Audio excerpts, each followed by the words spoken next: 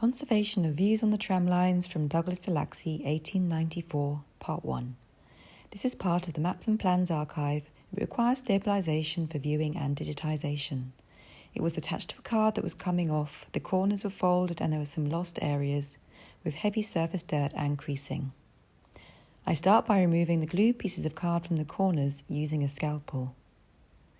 I also apply some water using a damp cotton swab and using the same scalpel to remove any residues.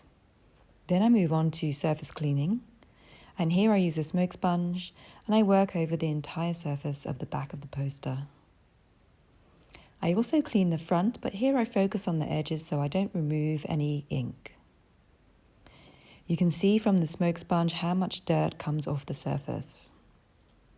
I then prepare my handmade starch paste. Here I am sieving out the lumps using a sieve and a spoon, and gradually add water and use a brush to make it thinner and smoother.